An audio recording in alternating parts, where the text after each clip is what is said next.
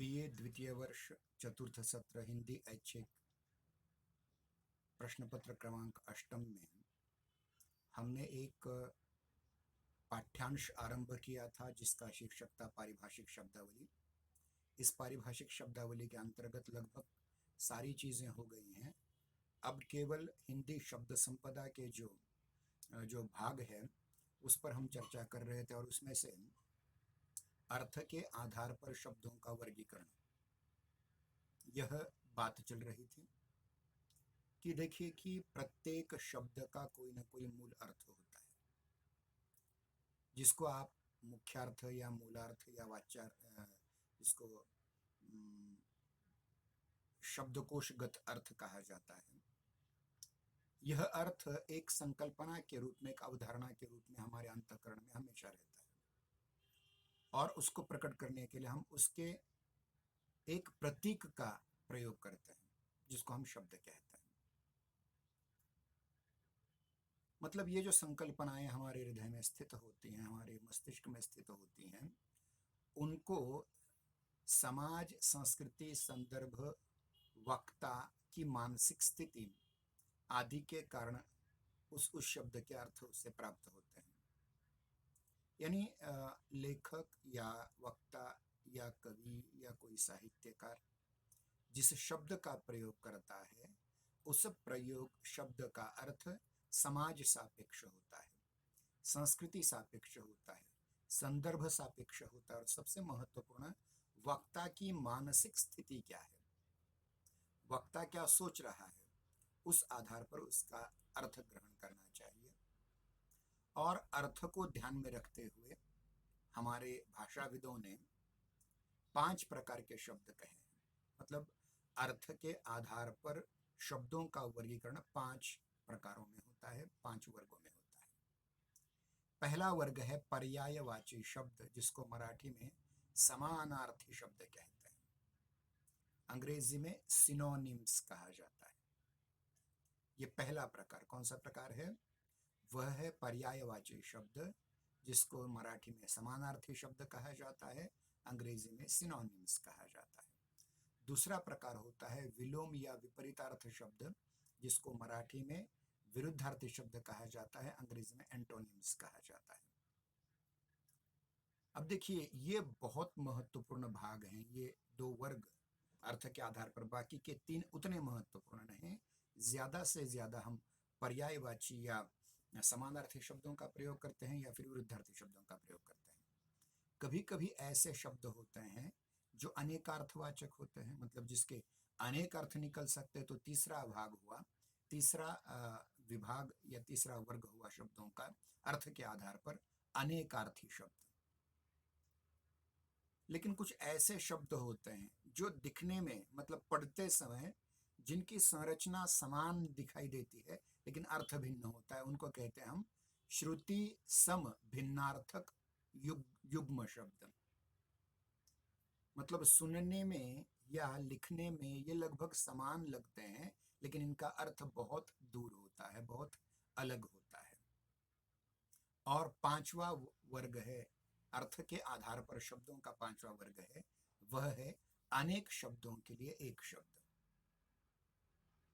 अनेक शब्दों के लिए एक शब्द मतलब देखिए अनेकार्थी शब्द पता होंगे, लेकिन अनेक शब्दों के लिए भी एक शब्द का प्रयोग किया जा सकता है। मतलब एक वाक्य में जितने शब्द आते हैं उनको लेकर के भी प्रयोग किया जा सकता है।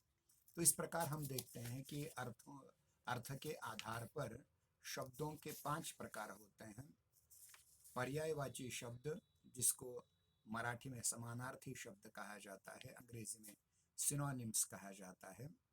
दूसरा प्रकार है विलोम शब्द या विपरीतार्थ शब्द, जिसको मराठी में विरुद्धार्थी शब्द कहा जाता है, जिसको अंग्रेजी में एंटोनिम्स कहा जाता है।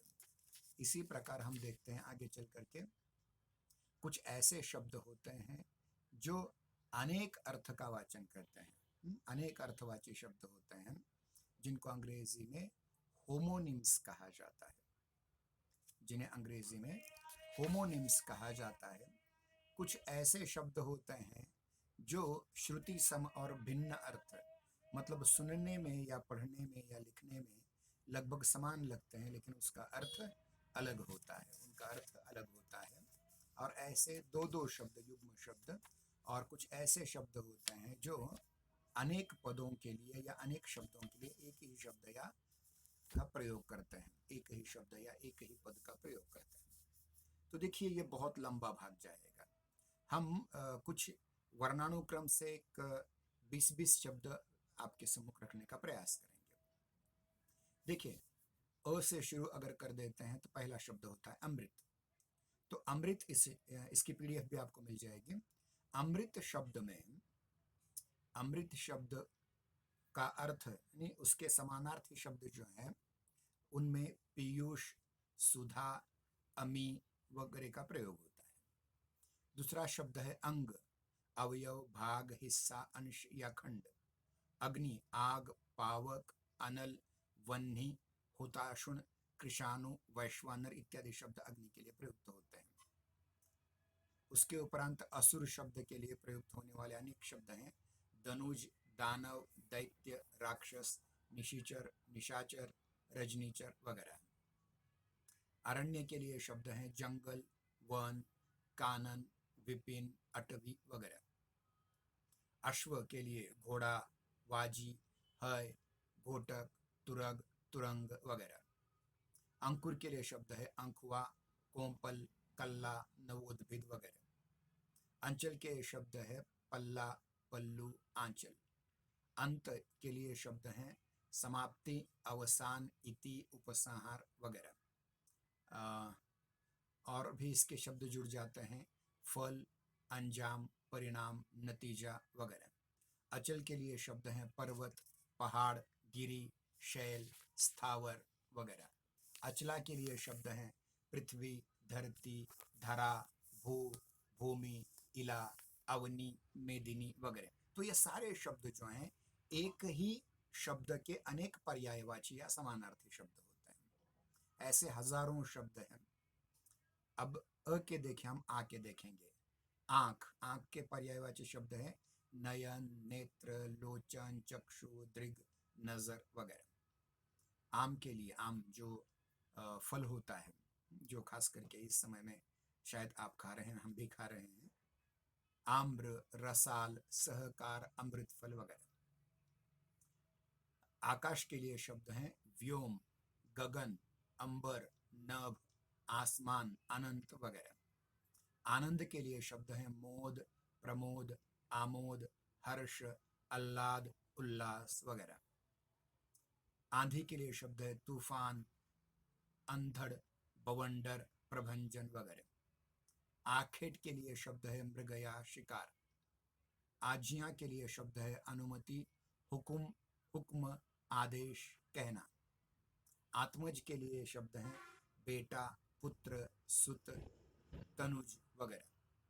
आत्मा के लिए शब्द है रूह, अंतर, अंतरात्मा, अभ्यंतर वगैरह।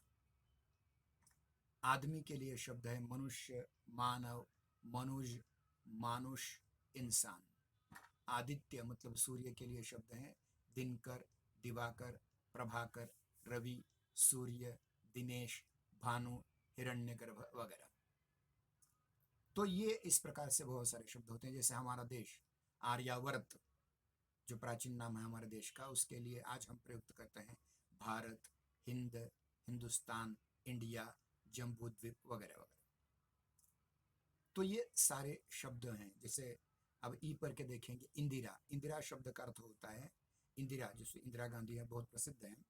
तो इंदिरा, ये मूल शब्द का अर्थ क्या, ध्यान रखिए, कमला, रमा, लक्ष्मी, श्री, विष्णुप्रिया, मतलब लक्ष्मी का एक नाम इंदिरा है। इंदिवर, इंदिवर संस्कृत शब्द है जिसको पंकज, जलज, नीरज, कमल, राजीव, उत्पल वगैरह। इंदु, इंदु मतलब चंद्र, चंद्र के लिए अभी नाम हमने दिए थे, और भी बहुत सारे नाम आएंगे।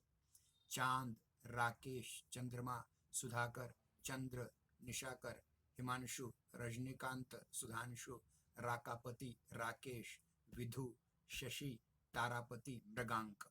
ऐसे बहुत से शब्द। अब इन शब्दों का प्रयोग कहाँ होता है, ध्यान रखिए। ये जो पर्यायवाची शब्द होते हैं, खास करके कविता में।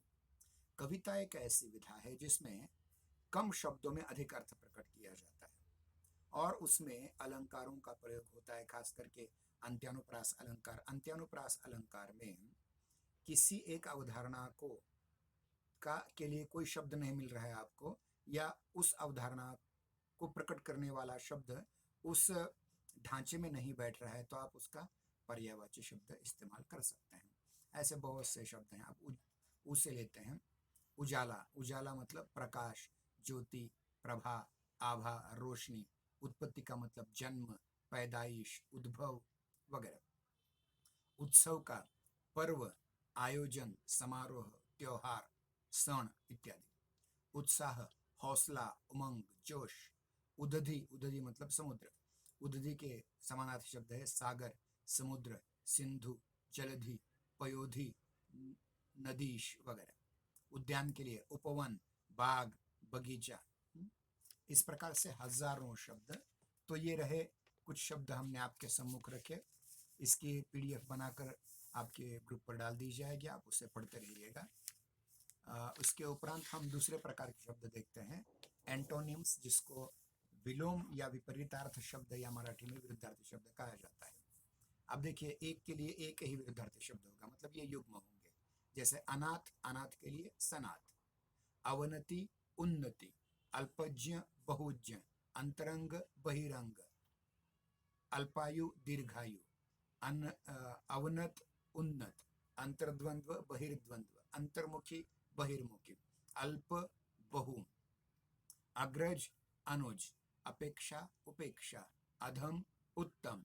अज्ञ, प्रज्ञ। अगम, सुगम। अमृत, विष। अलभ्य, लभ्य। अरुचि, रुचि। अथ, इति। अनुग्रह, विग्रह। अतिवृष्टि, अनावृष्टि। अवनि, अंबर। अनुराग, विराग। अनुकूल, प्रतिकूल। आर्द्र, शुष्क। आशा, निराशा। आस्तिक, नास्तिक। आलोक, अंधकार। आय, व्यय। अंत, आदि। अमावस्या, पूर्णिमा। अस्त, उदय। अनुलोम, प्रतिलोम या विलोम। अनुरक्ति, विरक्ति। अमर, मर्त्य। अग्नि, जल। अपमान, सम्मान। अति, अल्प। आधुनिक, प्राचीन। आदिभाव, तिरोभाव। आगामी, विगत। आचार, अनाचार। आत्मा, परमात्मा। आदान, प्रदान। आयात, निर्यात। आकाश, पाताल। आग्रह, दुराग्रह या अनाग्रह। आकीर्ण, विकीर्ण या संकीर्ण। आधार, लंब, अवलंब। आकर्षण, विकर्षण। आद्य, अंत्य। आजादी, गुलामी। आभ्यंतर, बाह्य। इहलोक, परलोक। इष्ट, अनिष्ट। ईश्वर, जीव। उपसर्ग, प्रत्यय। उदार, कृपण। उत्कृष्ट, निकृष्ट। उपयोग, दुरुपयोग। उपयुक्त, अनुपयुक्त। उच्च, निम्न। उत्तीर्ण, उद्धत, विनीत। उदयाचल, अस्ताचल। दक्षिणायन, उत्तरायण। एकतंत्र, बहुतंत्र। एड़ी, चोटी। ऐतिहासिक, अनैतिहासिक। इच्छा, अनिच्छा। ईद, मुहर्रम। उपकार, अपकार। उत्कर्ष, अपकर्ष। उदात्त, अनुदात्त। उत्साह, निरुत्साह या अनुत्साह।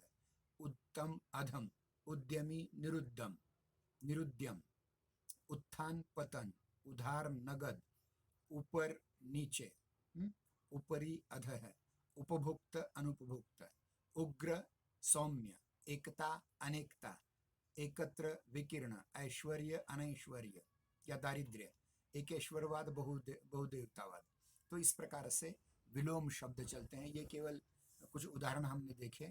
कुछ अन्य उदाहरण देखते हैं, जैसे नूतन, पुरातन। न्यून, अधिक। नश्वर, अनश्वर, शाश्वत। निंदा, स्तुति। नागरिक, ग्रामीण। निर्मल, मलिन। निरामिष, सामिष। निर्लज्ज, सलज्ज। निर्दोष, सदोष। निर्माण, विनाश या विध्वंस। नगर, ग्राम। निर्दय, सदय। नैसर्गिक, कृत्रिम। निष्काम, सकाम। निंद्य, वंद्य। निरक्षर, साक्षर। इस प्रकार से अनेक शब्द ऐसे हैं जो विलोम शब्द होते हैं। इसके उपरांत हम अनेकार्थी अनेकार्थवाची शब्द जिनको अंग्रेजी में होमोनिम्स कहा जाता है। देखिए, अब देखिए, अंक एक शब्द है, लेकिन अंक के अनेक अर्थ होते हैं। गिनती के अंक होते हैं 1 2 3 4 से ऐसे। नाटक के अंक हो सकते हैं पहला दूसरा तीसरा अंक।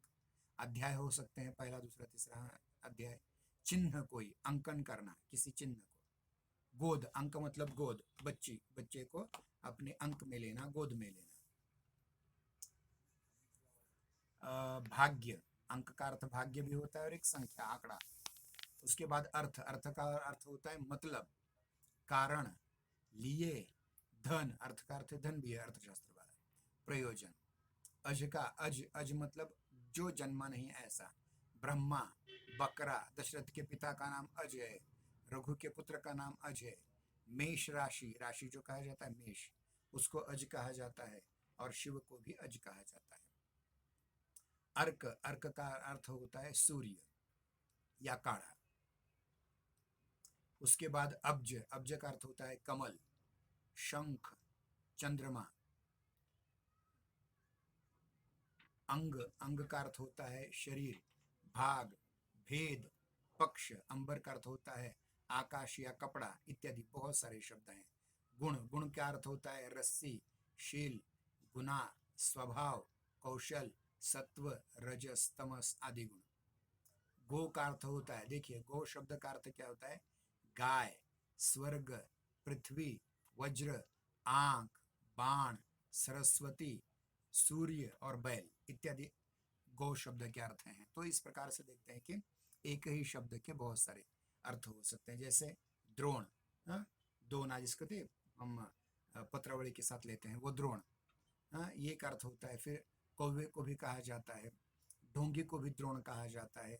द्रोणाचार्य जिन्होंने एकलव्य का अंगूठा कटाया था या अर्जुन के गुरु, वो भी। और एक द्रोण माप, एक द्रोण दो द्रोण, इस प्रकार से। द्विज, द्विज का मतलब होता है ब्राह्मण, क्षत्रिय, वैश्य, शूद्र को छोड़ करके। चंद्रमा, पक्षी को भी द्विज कहा जाता है।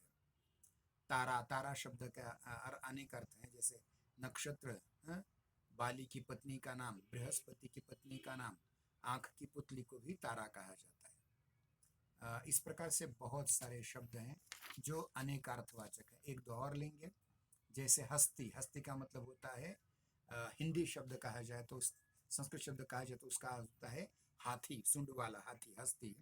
और दूसरा होता है अस्तित्व, अगर उर्दू शब्द में अर्थ दिया जाए तो। इस प्रकार से देखिए बहुत सारे शब्द हैं। जैसा बलि शब्द है, बलि शब्द का अर्थ होता है बलिदान, उसके नाम राजा, दानव राज बलि, उपहार। और कर, कर का अर्थ भी, कर शब्द के लिए भी बलि शब्द का प्रयोग होता है। इसके उपरांत विधि, विधि का नियम होता है नियम, कायदा, रीति, ब्रह्मा, भाग्य, जिसको हम विधि लिखित कहते हैं, वगैरह वगैरह सारे शब्द। तो इस प्रकार से बहुत सारे शब्द ऐसे हैं। जैसे शिव, शिव का अर्थ होता है शंकर, मंगलकारी, भाग्यशाली वगैरह। अब एक शब्द है सारंग, इसके बहुत सारे अर्थ होते हैं। सारंग का मूलतः अर्थ होता है हरिण, लेकिन इसके साथ कितने अर्थ होते देखें। सारंग का अर्थ मोर भी होता है, सर्प भी होता है, मेघ भी होता है, हरिण या हिरण भी होता है, पानी होता है, पपिया होता है, राग विशेष, सारंग नाम का राग है संगीत का, भूमि है, हाथी है, राजहंस है, सिंह है, कोयल है, कामदेव है, कमल है, कपूर है, भौरा है, वर्ण है, धनुष्य है, रात है। इतने अर्थ होते हैं एक ही सारंग शब्द के। इसका मतलब है कि एक ही अर्थ के अनेक शब्द हो सकते हैं और एक शब्द के अनेक अर्थ भी हो सकते हैं। अब चौथा भाग हमारे सम्मुख उपलब्ध है, वह है श्रुति सम भिन्नार्थ युग्म शब्द। यानी पढ़ने में या सुनने में ये समान लगते हैं लेकिन इनके अर्थ अलग होते हैं। उदाहरण के रूप में अंश, अंश का अर्थ होता है कंधा, और अंश का अर्थ होता है भाग, हिस्सा, अंश। अब अंश, अंश ये युग्म है। अगला है अंत्य, अंत, समाप्ति, अंत्य, नीच। अंब, अंब का अर्थ होता है अंबा, माता, और अंबु का अर्थ होता है पानी। अंबुज का अर्थ होता है कमल, अंबुधि का अर्थ होता है सागर। ध्यान रखिए, एक ही जैसे लगने वाले शब्दों के कितने अर्थ होते हैं। अंब मतलब माता, अंबु मतलब जल, अंबुज मतलब कमल, और अंबुधि मतलब सागर। अनिल का अर्थ होता है हवा, अनिल हवा, अनिल नाम के बहुत सारे बच्चों के नाम आपने सुने होंगे। अनिल का अर्थ होता है हवा और अनल का अर्थ होता है आग। देखिए कितना फर्क है, हवा और आग। अभिराम का अर्थ होता है सुंदर और अविराम का अर्थ होता है लगातार, अविराम चलते रहे। अभिराम सुंदर, अविराम चलते रहना। आवृत्ति बेकारी, आवृत्ति दोहरावट, एक ही चीज को बार बार करना। अपेक्षा इच्छा, उपेक्षा निरादर। उसके उपरांत हम देखते हैं बहुत सारे शब्द हैं। कली मतलब अध खिला फूल, कली का अर्थ होता है अध खिला फूल।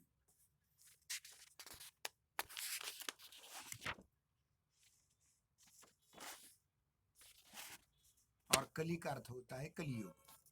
अन्न अनाज, अन्य दूसरा। अशन भोजन करना, अशनी विद्युत वीज। आसन बैठना। अनु कण, अनु पीछे, अणु नण बाण का हो तो उसका अर्थ होता है कण, और अनु नण का हो तो उसका अर्थ होता है पीछे लग जाना, जैसे अनुयायी वगैरह। अतुल जिसकी तुलना न हो, और अतल गहरा जैसे समुद्र होता है। अचर न चलने वाला, अनुचर बाद में चलने वाला, नौकर। अशक्त मतलब शक्तिहीन, और आसक्त विरक्त, आसक्त अनुरक्त। अन्यान्य दूसरा दूसरा, और अन्योन्य एक दूसरे पर आधारित। अजर मतलब जो बूढ़ा न हो, और अजिर मतलब आंगन। तो इस प्रकार से बहुत सारे शब्द हैं, जैसे ऋत मतलब सत्य, और ऋतु मौसम। कुल वंश, और कूल दूसरा होना, दूसरा उकार, कूल का अर्थ होता है नदी का किनारा। कंगाल का अर्थ होता है गरीब, और कंकाल का अर्थ होता है ठठरी, मतलब शरीर में जो सेवल हड्डियां हैं उसको कहा जाता है। कृति रचना, कृति पहली वाला अंतित को हो तो कृति रचना। कृति निपुण, कीर्ति यश। इस प्रकार से कुजन और कूजन, कुजन का अर्थ होता है दुर्जन व्यक्ति, और कूजन का अर्थ है पक्षियों का चहचहाना। क्रांति उलटफेर, बदलाव। क्लांति थकावट, कांति चमक।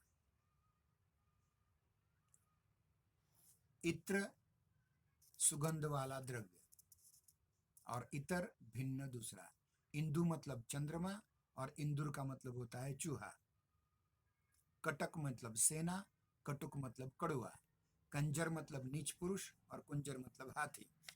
तो इस प्रकार से अनेक शब्द ऐसे होते हैं जिन शब्दों को देखने पर हमें पता चलता है कि समान दिखने वाले या समान सुनाई देने वाले शब्द, या समान पढ़े ऐसे शब्द, लेकिन जिनमें बहुत सारा फर्क होता है। जैसे शीत, शीत का मतलब होता है दुर्बल व्यक्ति, और शीत का मतलब ठंडा। शुक मतलब चूहा, तोता, सुग्गा, और शुक का मतलब जवस। शकट मतलब बैलगाड़ी, शकट मतलब मचान। शिवा मतलब छोड़ करके, शिवा मतलब शिवाजी, पार्वती का नाम शिवा, शिवाई। शेखर मतलब ललाट पर, और शिखर मतलब चोटी, शेखा शेखर। इस प्रकार से शस्त्र मतलब हथियार, शास्त्र मतलब सैद्धांतिक ग्रंथ। श्रवण मतलब सुनना, और श्रमण मतलब बौद्ध सन्यासी। श्रवण और श्रमण वो और का फर्क है। श्रवण मतलब सुनना कान से, और श्रवण का मतलब होता है, श्रमण का मतलब बौद्ध सन्यासी। श्रवण का मतलब होता है टपकना। हरि मतलब विष्णु, पहली वेलांटी है तो हरि, पहली वेलांटी हरि तो विष्णु अर्थ होता है, और हरि दूसरा अर्थ होता है हरे रंग की वस्तु। हंसी हंसने का काम, और हंसी मादा हंस। इस प्रकार से अनेक शब्द जो है जो समान दिखाई देते हैं, समान सुनाई देते हैं, परंतु इनका अर्थ अलग अलग होता है। अब हम पांचवें प्रकार के शब्द देखेंगे। अब इसमें अनेक शब्द, या एक वाक्य के लिए एक शब्द, या अनेक पदों से मिलकर के एक शब्द बनता है। जैसे जिसके पाणी अर्थात हाथ में चक्र हो, जिसके पाणी अर्थात हाथ में चक्र हो, तो चक्रपाणी मतलब विष्णु। जिसके हाथ में वज्र है, वज्रपाणी इंद्र, जिसके पाणी में वीणा है, वीणा पाणी मतलब सरस्वती, जिसकी 4 भुजाएं हैं, जिसकी 4 भुजाएं हैं, चतुर्भुज, अनेक देवता हैं हमारे पास वैसे, दत्त है, विष्णु है वगैरह, जिसके 10 आनन है मतलब 10 मुख हैं, जिसके दशानन मतलब रावण, जिसके आने की तिथि मालूम न हो, अतिथि मतलब पाहुना, जिसके शिखा पर, जिसकी शिखा पर या शेखर पर चंद्र हो, चंद्रशेखर मतलब शिव, शिव या शंकर, जिसके समान दूसरा कोई नहीं है, द्वितीय नहीं, अद्वितीय, जिसे पार करके देखा जा सके, पारदर्शक, जिसे पार कर कर न देखा जा सके, अपारदर्शक। मतलब हर बार इतना बड़ा वाक्य बोलने की जगह एक ही शब्द का इस्तेमाल करो, आप अपना काम वहां आपकी अभिव्यक्ति कर सकेंगे। जिसकी ग्रीवा सुंदर हो, गर्दन सुंदर हो, सुग्रीव रामायण का एक पात्र है, बालिका बाई। जो भू को धारण करता हो, जमीन को धारण करता हो, भूधर। जो भू पर देवता हो, भूदेव मतलब ब्राह्मण। जिसके 2 पैर हों वह द्विपद, जिसके 4 पैर हों चौपया या चतुर्पद, जिसके 8 पैर हों अष्टपद, कीड़ा होता है ना सारे, जिसका कोई नाथ न हो, अनाथ, जिसे किसी का भय नहीं है, निर्भय या निर्भीक, जिसे वेदों में और ईश्वर में विश्वास है, उसे कहा जाता है आस्तिक, और जिसे वेदों में और ईश्वर में श्रद्धा नहीं है, विश्वास नहीं, उसे कहा जाता है नास्तिक। 2 बार जन्म लेने वाला द्विज, जिसका कोई शत्रु नहीं जन्मा है, अजात शत्रु, एक राजा का भी नाम है लेकिन मूल अर्थ होता है अजात शत्रु। जैसे राजनीति में अटल बिहारी वाजपेयी जी अजात शत्रु थे, मतलब उनका कोई शत्रु था नहीं राजनीति में। तो इस प्रकार से अनेक शब्द हैं। जिसका पति मर गया हो, विधवा। अब देखिए यहाँ धव शब्द का अर्थ होता है पति, जिसका पति अर्थात धव मर गया है, विधवा। जिसका पति जीवित है, सधवा। जल में जन्म लेने वाला जलज, अंडे से जन्म लेने वाला अंडज। जिसका जन्म बाद में हुआ है, अनुज। जिसका जन्म पहले हुआ है, अग्रज। अग्रज मतलब बड़ा भाई, अनुज मतलब छोटा भाई। जिसका कारण पृथ्वी है या पृथ्वी से संबद्ध है, पार्थिव। जिसका निवारण नहीं किया जा सकता, अनिवार्य। साहित्य रचना या साहित्य सेवा से संबंधित, साहित्यिक। जिसकी उपमा न हो, अनुपम। खीर नहीं, अनुपम। अनुचित बात कहने का आग्रह, दुराग्रह। जो कहा नहीं जा सकता, अकथ्य या अकथनीय। जिसकी चिंता नहीं की जा सकती, अचिंत्य, अचिंत्य या अचिंतनीय। यशवाला, यशस्वी। जो सब कुछ जानता हो, सर्वज्ञ, ईश्वर। जो हम जैसा थोड़ा जानता हो, अल्पज्ञ या कम जानने वाला। और जो कुछ जानता ही नहीं, अज्ञ। जो आगे की बात सोचता है, अग्र सोची। जो नया आया हुआ है, नवागंतुक। जो भूखे गर्भ के भीतर का हाल जानता हो, भूगर्भवेत्ता। बीता हुआ समय, अतीत। जो समय बीता नहीं है वो आगामी। स्वेद से उत्पन्न होने वाले, स्वेदज। जो किए गए उपकारों को नहीं मानता वो कृतघ्न।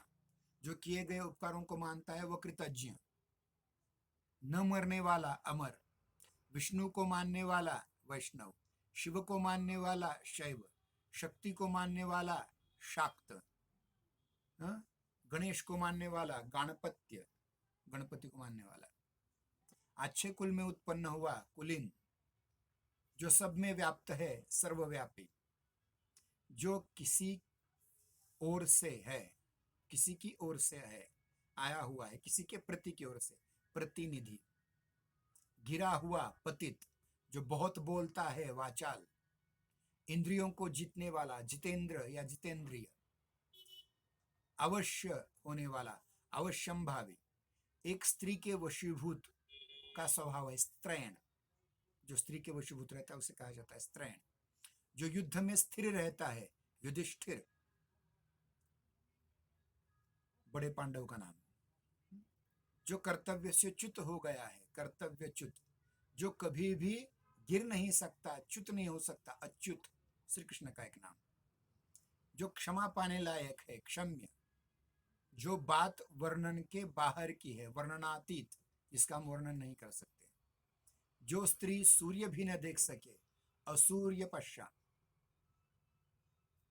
विदेश में प्रवास करने वाला प्रवासी, जो देखा नहीं जा सकता, अदृश्य, अलक्ष्य, जो वचन से परे है, वचनातीत, जो भविष्य में होने वाला है, भावी या आगामी, जो सरों से जन्मता है, सरसिज, अतिशय अथवा बड़ा चढ़ा कर कहना, अतिशयोक्ति, अत्युक्ति, जो कभी नहीं हो सकता, असंभव, मिष्ठ या मधुर बोलने वाला, मीठा बोलने वाला, हाँ? मधुर भाषी, जो मुकदमा लड़ता रहता है, मुकदमेबाज, जो मुक्का मुक्का मारता रहता है दूसरे को, मुक्केबाज, जो मांस नहीं खाता, निरामिष, जो देने योग्य है, देय, जो अक्षर पढ़ना लिखना जानता है, साक्षर, जो पहरा देता है, प्रहरी या पहारे करी, जो आग्रह सत्य हो, सत्याग्रह, जो दूसरों का भला चाहने वाला है, परार्थी, जो विद्या चाहने वाला है, विद्यार्थी, जो अपना चाहने वाला है, खुद का, स्वार्थी, कम बोलने वाला, अल्पभाषी, ज्यादा बोलने वाला, बहुभाषी, ज्यादा भाषाएं जानने वाला, घोड़े पर सवार होने वाला, अश्वारोही या घुड़सवार, पथ का प्रदर्शन करने वाला, पथ प्रदर्शक, आशा से परे, आशातीत, जो संगीत जानता है, संगीतज्ञ, जो कला जानता है, कलाविद या कलाकार, जो व्याकरण जानता है, वैयाकरण, बिक्री करने वाला, विक्रेता, हृदय का विदारण करने वाला, हृदय विदारक, धन देने वाला, कुबेर या धनद, क्षण भर में नष्ट होने वाला, क्षणभंगुर, याचना करने वाला, याचक, याचना न करने वाला, अयाचित, तर्क के द्वारा सम्मत, तर्क सम्मत, पढ़ने योग्य, पाठ्य या पठनीय, हत्या करने वाला, हत्यारा, द्वार का पालन करने वाला, द्वारपाल, शास्त्र जानने वाला, शास्त्रज्ञ, वस्तु का वहन करने वाला, वाहक, बिना वेतन का, अवैतनिक, बिना अंकुश का, निरंकुश, जो खाने योग्य नहीं है, अखाद्य, पुत्र की वधू, पुत्र वधू, बहू, जहां खाना मुफ्त मिलता हो, सदावर्त, द्रुपद की पुत्री, द्रौपदी, पांचाली, पांचाल देश की राजकुमारी, जहां नदियों का संगम, नदियों का मिलन हो, संगम, जहां शयन का आगार या कमरा हो, शयनागार, जिसका पेट लंबा हो, लंबोदर, गणपति, दुख देने वाला, दुखद, जल्दी जाने वाला, द्रुतगामी, एक स्थान से दूसरे स्थान हटाया हुआ, स्थानांतरित, जो पीने योग्य हो, पेय, क्रम के अनुसार, यथाक्रम या क्रमशः,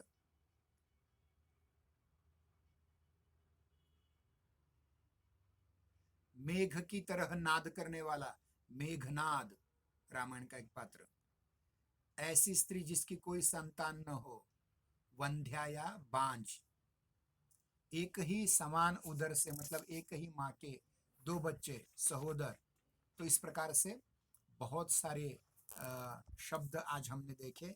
इसके पीडीएफ आपको शाम तक भेज दी जाएगी। तो ये जो हमारा अंतिम भाग था इसका पारिभाषिक शब्दावली का, वह था हिंदी शब्द संपदा, और उसमें हमने ये अलग अलग प्रकार के शब्द देखे। हमारा समय समाप्त हो रहा है। इसकी आज की तासिका की वीडियो रिकॉर्डिंग भी थोड़ी देर बाद यूट्यूब लिंक के रूप में डाल दी जाएगी।